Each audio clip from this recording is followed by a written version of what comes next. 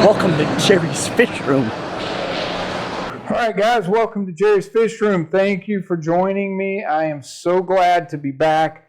Life has thrown me a few curveballs in the last few weeks, actually probably about 3 months, 2-3 months. And yeah, I just haven't had a chance to do the things I wanted to do with the channel. So I'm back. And as the video alludes, there are some big changes that are going on. And I just wanted to kind of bring you guys in on those changes and show you what I've been working on. While I've not had a lot of time for videos lately, I have been able to do a lot of different changes and continuing to work on the fish room. So as I promised, I kind of wanted to find my niche again and get back to what really started this hobby for me, and that was my African cichlids. So while I am venturing out, doing some different things, I'm still kind of focused on my Africans, and you'll see a couple of those changes that have come along as a part of that. So with that being said, guys, I appreciate all the support that you guys have given me in the videos, watching, the thumbs up. If you could, you know how YouTube works with the algorithm. Give this video a thumbs up if you like what you're seeing. Let others know, share it, and definitely, leave me some comments. Let me know what you think. Let me know what drives you in the hobby. I would absolutely love to hear from you guys. The communication back and forth is one of the favorite parts of doing a YouTube channel for me. Short of being able to share with others what I've learned and what I can learn from you guys. So with that being said, let's go check out some of the changes. All right, guys, so this is the 180-gallon African cichlid tank. As you can tell, there's a lot of the familiar fish that are in there, like the starry night, and I've got my big insignis over here and my borley eye, and of course there's the Malawi hawk. But there's some new fish in here. So I've got about 24 fish in here now. I kind of decided to go with the overstock option. As many of you know that my buddy Brandon, the blind fish keeper, he is having to move. And so because of that, he had to close his tank down. And so I picked up a good 6 or 7 fish in from him and thrown them in here. And so I'm looking forward to talking more about this tank. And surprisingly so, I've noticed, even though you see a little chasing going on right now, a lot of the aggression in this tank is definitely calmed down. The other thing is you will notice the Venustus is not in here. And that was on purpose, unfortunately. He just did not get along. He did some severe damage to my borley eye. I tried to time out, but timeout didn't work. He was a beautiful fish. I didn't want to get rid of him, but I went ahead and took him down to Dan Connor, who is with Consolidated Fishes, and traded him out for some other fish. So I'm really stoked about this tank. It looks really good. Again, was a little concerned about the overstocking piece of it, but as far as the nitrates and everything, but it really hasn't changed much in the way of my maintenance. So my maintenance is about once a week, week and a half. I don't get up over 50 parts per million on this tank, and really liking the looks of it with all of these Africans. All right, guys, so here is the fish room. Pretty much a general standard layout, and we're going to kind of walk you through each one of these as I come in here. Moved the 29-gallon tank from one side to the other. This is the 29 dirted tank. Removed a lot of the plants, and got a couple of angels in there now. Still rocking the Ember Tetra. Picked up some cories from my local aquarium club, Space Coast Aquariums. So kind of did a little bit different with this. Got a lot more work to do in here. Want to put some more fish in here some more community fish, and we're going to go hopefully and maybe pick up a few more from the Space Coast Aquarium Society Club meeting that happens the fourth Saturday of every month. Actually, it was pretty cool to find that place. They're about right at an hour, maybe 50 minutes away, so not too bad. Down there you'll see I have a little 10-gallon aquarium. That's just a quarantine tank. If you remember, this bottom shelf used to have that 10-gallon plus a 20-gallon long, and so I've kind of changed up, again, just trying to minimize some of the stuff, redoing some stuff. In there right now is, I believe, is a holding mother of a dragon blood, blue dragon blood actually. So we're going to do a little bit of blue dragon blood breeding and see how that turns out. And if you remember right, and I honestly can't remember what was in this tank because I've made a couple changes to it, but this is the same rack the 55 was in. I know originally at some point I had some discus, and if you can kind of see where I'm headed with this, right down in there you'll see a Lulupi poking his head out. Right now it's very minimally stocked. I've only got 3 fish in here. This is going to be my Tanganyikan tank, and I have some more fish actually on order waiting for them to grow out to put in here. But this is kind of a new adventure for me. I've not spent a lot of time with Tanganyikans, very little in fact, and so I'm excited to be able to do this. As you also know, you'll see the top is empty. I had a couple of small planted aquariums, did some aquascaping, tried that for a little while, and found that I just usually let them all grow out and never did any trimming or anything like that.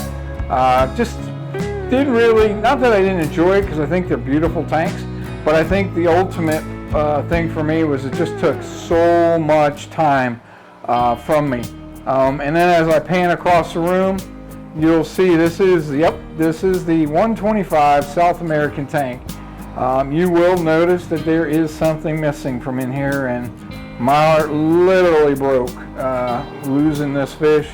I do not have my Oscar in here anymore. I do not have Monster. He had a battle with hole in the head, and then I thought I got that under control, and he was good for about 4 or 5 weeks, and then all of a sudden, out of the blue, he stopped eating. And literally it wasn't 2 days, I think I noticed it, 2 days he hadn't ate, and then the third day when I came home from work he had died. And so I'm trying to zoom in here without scaring very much, but in there you will see an albino bichir. I got that fish again from my buddy Brandon as he's closing down his tank. It's the smaller of the 3 types of bichirs. The name escapes me right now, but he's kind of cool. He was out and about for a long time in here, but then lo and behold, he's decided that cave is going to be his home, and so he's about 7 or 8 inches, and I'm excited to see where he goes from there. And then I've also added since then fish I've been wanting for a very long time, is the firemouth African cichlid, or excuse me, firemouth South American. And so I'm actually really truly loving that fish. And then of course I've got my Geos rocking in here, still have my Jack Dempsey, electric blue Aqua, my gold spot Severums. Not much changed in this tank other than the loss of Oscar, and I had debated for a long time what I wanted to do because I really love my Oscar, but I did notice that with him being in this tank, you know, a lot of the other fish didn't really move around a whole lot. I don't know if they were intimidated by him or not, but since I've lost him at this point, I've decided for now I'm going to not put another Oscar in because I actually start to see my clown loaches more popping out, as you can see there in the front of the tank. So So this is the 125 again, minus Oscar, or my Oscar and Monster. And we're going to kind of pan across the room here. Down below, for the most part, these are quarantine tanks now. And that's kind of the game plan. In this tank down here on the bottom, he's kind of tucked away under the sponge filter, is the male blue dragon blood. I don't think he's really in the mood to show himself. And then over here, again, it's a little cloudy, a little algae driven, but this is my pleco breeding tank, and we're still rocking. I ended up having about 200 of them, and I've probably gotten rid of about 180 of them so far, and kind of started breeding them up again a little bit, because I have a local fish store that's really interested in taking those. In here, and if we zoom all the way in the back, if we look, it's kind of focusing, it's kind of hard to see, but in the back there's two little fry. The story about those two little fry in this tank, these are the parents. So I had gotten and traded for these daffodils. There's a pair, a male and a female, and then there's a juvenile in the back. So the intent was they were going to be the start of my Tanganyikan tank, and I did do that. I put them in there with the lulupi.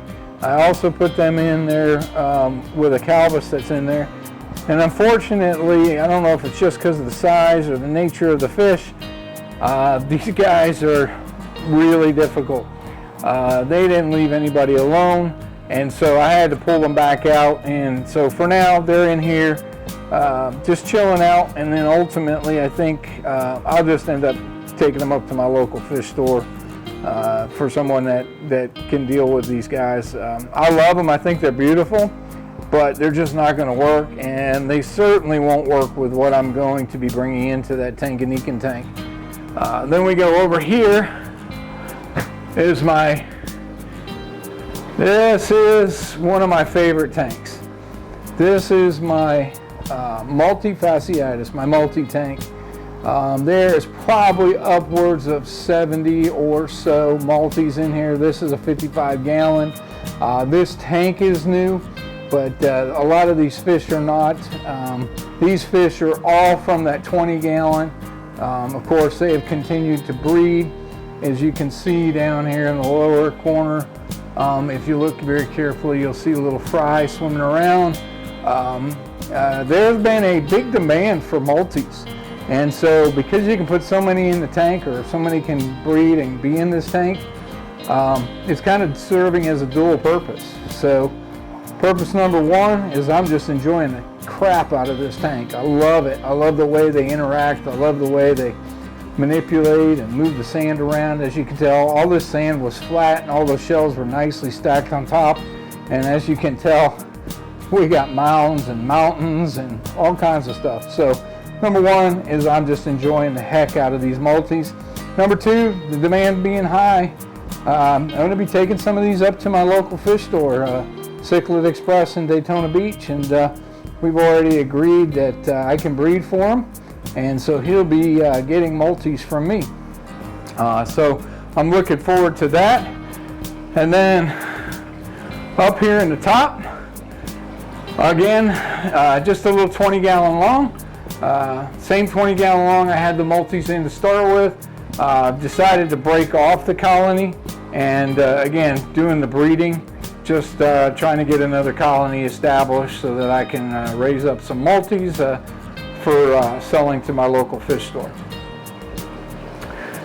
So last in the fish room this is all new. So this was where I had my plecos. I was breeding them, and then I got rid of a bunch of them and was thinking about doing Tanganyikans in here. Decided, went up to the local fish store and we saw some silver dollars, and my wife just absolutely loved the silver dollars. So I put 5 silver dollars in here. They're kind of all over the place right now. I think there's 3 in the picture. There's one really special one in here. If he'll show himself, There's what they call a blueberry silver dollar. And then with Brandon shutting down his fish room, which I really hated for him, it just drove me absolutely bonkers that he had to do that. He had some beautiful rainbows. I did some research and found out that the rainbows will do well with the silver dollars in here, and so decided to go ahead and get these rainbows from Brandon. Of course, now you'll notice in here there are a lot of fake plants, and I know a lot of people don't necessarily like fake plants, but when it comes to silver dollars, they're vegetarians, so you kind of have to roll with fake plants or no plants. And so I bought a bunch of fake plants online, tried to make it as realistic as I could, and voila, this is what we've got. If you look down here, you see that silver dollar with the big dark spot on it. That is the blueberry, the silver dollar. That was the one my wife fell in love with. And then of course, when you're buying silver dollars, you just don't want one because they do much better in groups. So we got some red hooks, and then I think there's just a standard silver dollar in there. But now these fish in here, when it comes to the rainbows, I know absolutely nothing about, other than a little bit that Brandon taught me as far as being able to take care of them. So there's a lot of long scientific names for these fish, and I have no clue what they are, but my wife now has her favorite tank. This tank is she just absolutely loves it, and so I'm glad that I could do this for her, and actually I'm kind of excited at how it looks. We just set this up this week. Of course, the silver dollars have been there for a while. The tank has been cycled for a while. I'll be closely monitoring it, you know, because I did add a lot of fish to it, but absolutely tremendously looking tank. Alright guys, so the last tank out here is this little 26 or 28 gallon acrylic tank that Glass Cages sent me. We have jungled it out, loaded it up with a bunch of community fish. There's some guppies in here again that I got from my Space Coast Aquarium Society club meeting. Also some Harlequin rasboras. And of course they're not going to show themselves. There's probably about 8 or 10 cories down in the bottom, and a couple of my super reds that I've thrown in here. Filled this up with 2 large Amazon swords. Have some, I guess it's a leopard val, Vallisneria, and that's kind of what you see all across the top in there, kind of blocking a lot of the light. Also, if you can see them hiding up in there, got a koi angelfish as well. Again, this is just one of those tanks that are just really cool. Wanted to go with a jungle look on it. And so that's kind of a wrap on all the tanks that are in my fish room or fish house. All right guys, so there's the big changes in the fish room. So I hope you guys enjoyed that. I will continue to share additional videos, especially on the Tanganyikan tank and any other tanks that I kind of continue to develop. The other plan is to get a little more content is I'm going to go through each of these tanks, talk a little bit about the fish that are in them, and then also about the infrastructure that's keeping these things running for me.